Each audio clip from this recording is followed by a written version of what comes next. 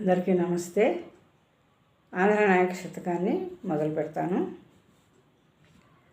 ఒక గుణంబున నీవే సకల ప్రపంచంబు కల్పించితివభూత కల్పనముగా, వేరొక గుణముచే విశ్వ ప్రాణరక్షణంబునరింతు వక్షయముగా, మరియొండు గుణముచే మండలంబులు గూడ చెరిపివేయుదు నిశ్శేషముగను, నిర్గుణంబున నీవే నిరవకాశంబుగా పట్టకయుందువు బయలు మెరసి, గుణమొకటిగాదు తెలిసిన గుణము లేదు, చేరి నిను గొల్వరాదు వచింపరాదు, చిత్ర ప్రభావ దాక్షిణ్య భావ హత విమత జీవ శ్రీకాకుళాంధ్రదేవ.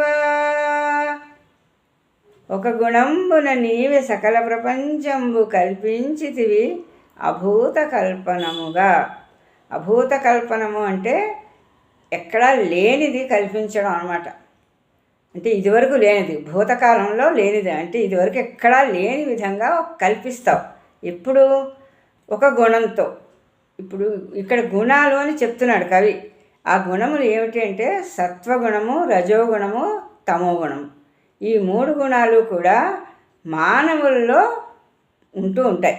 అయితే ఈ మానవుల్లో ఉండడమే కాకుండా త్రిమూర్తులైనటువంటి బ్రహ్మ విష్ణు మహేశ్వరులకు కూడా ఈ గుణాలకు ప్రతీకగా ఉన్నారు.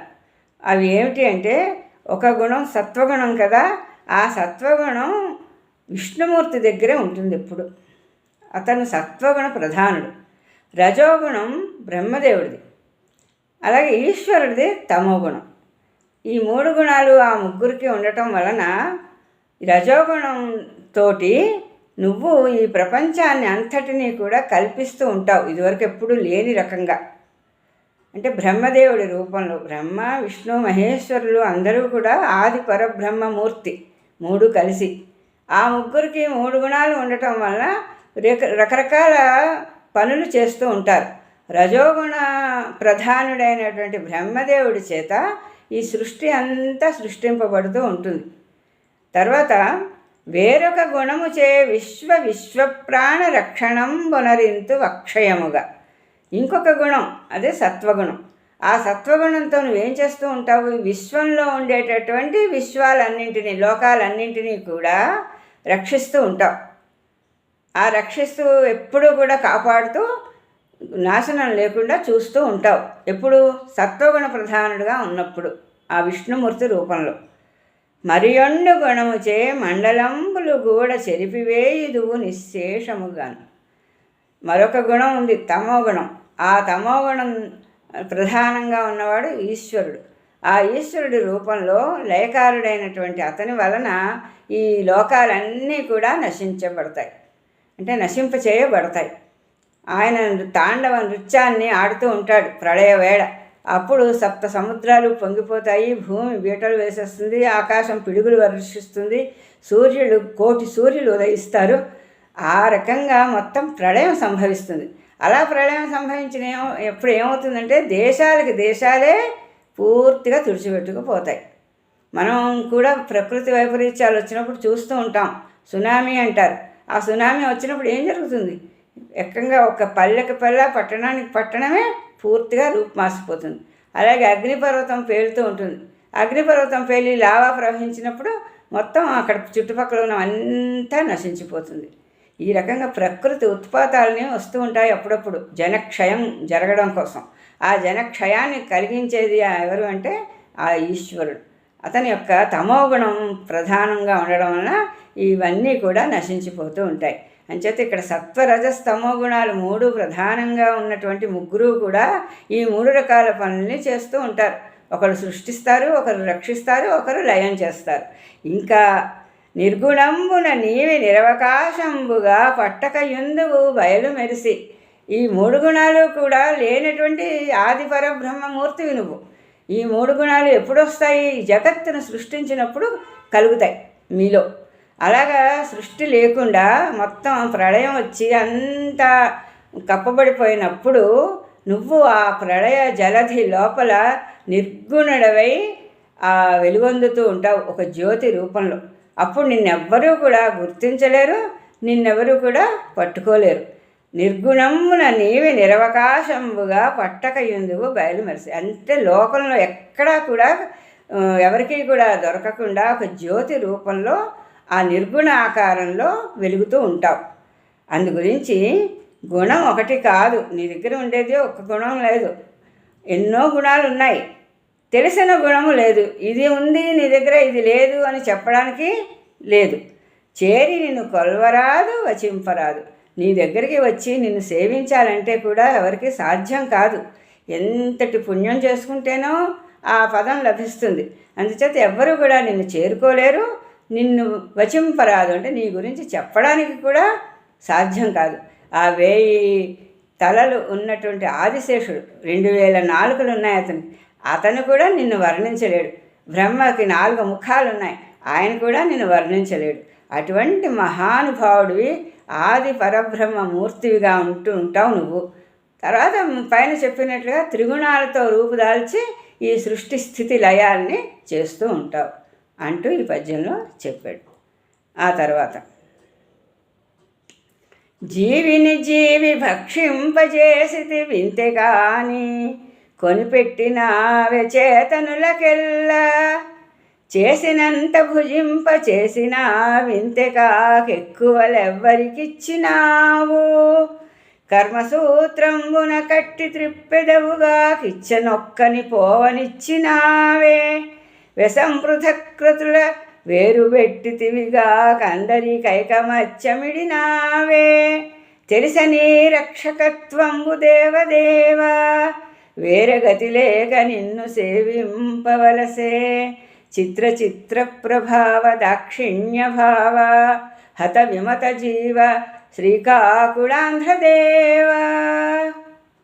ఈ పద్యంలో చెప్తున్నాడు, ఈ లోకంలో నువ్వు రక్షిస్తావని కదా అందరూ అంటారు. ఆ రక్షించడం ఏం రక్షిస్తున్నావు అయ్యా నువ్వు? విధి లేక నిన్ను మేము సేవిస్తున్నాం, ఇంకే దారి లేక అంటూ ఆక్షేపిస్తూ ఏం చెప్తున్నాడంటే, నువ్వేం చేస్తున్నావు? జీవిని జీవి భక్షింప చేసితే వింతే. నువ్వేం చేస్తూ ఉంటావంటే, ఈ లోకంలో ఉండే జీవుల్లో ఒక జీవిని ఇంకొక జీవి భక్షించేటట్లుగా ఏర్పాటు చేసావు. సముద్రంలో ఉండే జీవులైనా అంతే, భూలోకంలో ఉన్న జీవులైనా అంతే. ఏం చేస్తూ ఉంటారు? భూలోకంలో ఉన్న జీవులు, మనుషులు అందరూ కూడా శాకాహారులైతే ఆ చెట్ల నుండి, తర్వాత పంట పొలాల నుండి సేకరించుకుంటారు. అవి జీవులే కదా, మొక్కలు చెట్లు అవన్నీ జీవులు. వాటి నుండి కూరలు కానీ పళ్ళు కానీ అవన్నీ ధాన్యం కానీ సేకరించి తింటూ బ్రతుకుతారు శాకాహారులు. ఇది మాంసాహారులైతే మళ్ళీ ఎన్నో రకాలైనటువంటి జంతువుల్ని వేటాడి ఆ మాంసంతో జీవితాన్ని గడుపుతూ ఉంటారు. ఆ రకంగా ఏంటి, లోకంలో మానవులు అనే వాళ్ళకి శాకాహారులుగా మాంసాహారులుగా ఉండే ఆహారం అంతా నువ్వు సృష్టించిందే కదా. నువ్వు సృష్టించిన దాంట్లోనే ఒకరిని తింటూ బ్రతుకుతున్నారు. ఆ సముద్రంలో ఉండే జలచరాలు కూడా అంతే. చిన్న చేపని పెద్ద చేప మింగుతుంది, ఆ పెద్ద చేపని ఇంకొక పెద్ద చేప మింగుతుంది, దాన్ని తిమింగలం మింగుతుంది. ఆ రకంగా సముద్రంలో కూడా ఆ రకమైన తారతమ్యాన్ని సృష్టించి ఒక జీవికి ఇంకొక జీవి ఆహారం అయ్యేటట్లుగా చేస్తున్నాను. అంతేగాని నువ్వేం చేస్తున్నావయ్యా? నువ్వు వేరే మమ్మల్ని రక్షించడానికి ఇంకొక మార్గం ఏమీ చూపించలేదు.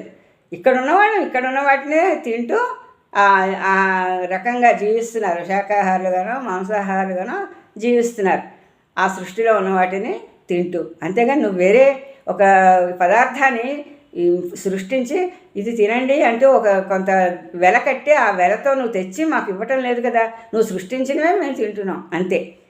అలాగే చేసినంత భుజింపజేసినావు ఇంతకాకెక్కువలెవ్వరికి ఇచ్చినావు. చేసినంతే భుజింపజేసినావు అంటే ఏమిటంటే, తాము ఎంతవరకు కర్మని ఆచరిస్తారో చేస్తారో ఆ కర్మ ఫలితానికి తగ్గట్టుగానే ఆ జీవిత విధానం సాగుతూ ఉంటుంది ఎవరికైనా సరే.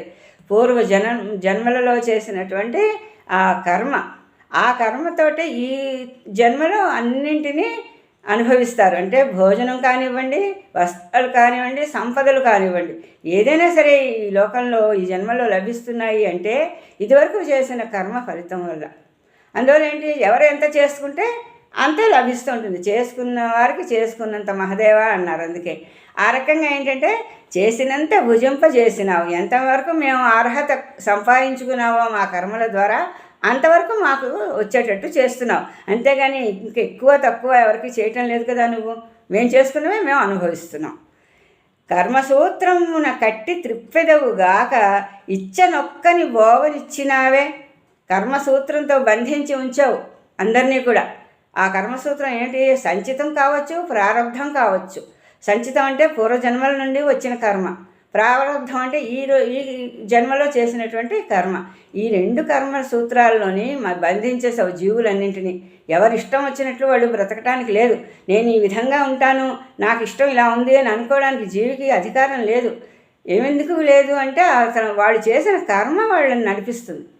అది పుణ్యకర్మ అయితే సుఖాలను అందిస్తుంది, పాపకర్మలైతే ఆ భూలోకంలోనే వాళ్ళు నరకాన్ని చూస్తారు. ఆ రకంగా ఏంటంటే ఎవరి కర్మ ఫలితాన్ని వాళ్ళని అనుభవించేటట్టు చేస్తున్నావు తప్ప వాళ్ళని స్వేచ్ఛగా నువ్వు ఎప్పుడూ వదిలిపెట్టలేదు. ఆ కర్మసూత్రానికి బంధించే ఉంచుతున్నావు. ఇంకా వ్యసం పృథక్పృతుల వేరుబట్టితివిగాక అందరికి ఐకమత్యం ఇడినావే. ఈ రకరకాల జీవుల్ని సృష్టించావు. ఒకే రకం జీవి అయితే పోనీ అన్ని లక్షణాలు ఒక్కలాగే ఉన్నాయి కాబట్టి ఒకే విధంగా జీవిస్తారు కాబట్టి ఐకమత్యంగా ఉంటారని చెప్పొచ్చు. కానీ స్త్రీలు ఉన్నారు, పురుషులు ఉన్నారు, తృతీయ ప్రకృతులు ఉన్నారు, జంతువులు ఉన్నాయి, పక్షులు ఉన్నాయి. ఇన్ని రకాలైనటువంటి జీవుల్ని సృష్టించావు. ఒక్కదానికి ఇంకొక దానికి అసలు పోలిక అనేదే ఉండదు. అలాంటప్పుడు ఇంక ఐకమత్యం ఎలా ఉంటుంది? అంచేత ఐకమత్యం లేకుండా చేసేసావు. తెలిసే నీ రక్షకత్వము దేవదేవ. ఇదే నీ రక్షకత్వం అంటే. ఇలా చేస్తే ఇంకేమిటయ్యా నువ్వు రక్షించింది? మా కర్మను మమ్మల్ని అనుభవించేటట్టు చేస్తున్నావు. వేరే గతి లేక నిన్ను సేవింపవలసే. ఇంక వేరే గతి ఇంకేమీ లేదు మాకు. అందుకోసం నిన్ను మేము స్తుతిస్తున్నాము, నిన్ను పూజిస్తున్నాం అంతే. అంతేగాని ఇంకా నువ్వు చేసింది ఇక్కడ ఏమీ లేదు సుమా అంటూ చెప్తున్నాడు. కానీ ఇందులో ఇమిడి ఉన్నటువంటి అర్థం మనం తెలుసుకుంటే ఏమిటి అంటే ఆ పరమాత్మ ఏ విధంగా సృష్టించాడు జీవిని, ఆ జీవికి ఆహారాన్ని ఎంత చక్కగా ఏర్పాటు చేశాడు, అలాగే ఆ కర్మసూత్రానికి ఎలా కట్టుబడి ఉండవలసినట్టుగా చేశాడు. ఎన్నో రకాల జీవుల్ని సృష్టించి వారిలో వారికి ఐకమత్యం లేకుండా చేయటం వల్ల, అంతేకాకుండా ఆ జీవుల లక్షణాలు వేరువేరుగా సృష్టించడం ఎంత నేర్పరితనం అది. ఆ నేర్పరితనాన్ని చూపించడం ఇవన్నీ కూడా ఈ పద్యంలో వర్ణిస్తున్నాడు కవి. అంటూ నీ రక్షకత్వం మాకు చాలా ఎక్కువగానే ఉందిలే, ఏం చేసావు నువ్వు అంటున్నట్లే ఉంది. కానీ మనకి వేరే గతి లేదు అసలు. ఈ లోకంలో వేరే గతి అనేది, గతి అంటే ఇక్కడ దిక్కు, వేరే దిక్కు ఏమీ లేదు ఆ భగవంతుడు తప్ప. అందుగురించి ఆ దిక్కు అతడే కాబట్టి అతడినే స్తుతిస్తూ ఉంటాం అన్నమాట. అది ఇందులో ఉన్నటువంటి అర్థం. ఈ రోజుకి ముగిస్తాను. మళ్ళీ రేపు కలుసుకుందాము. అంతవరకు సెలవు. నమస్కారం.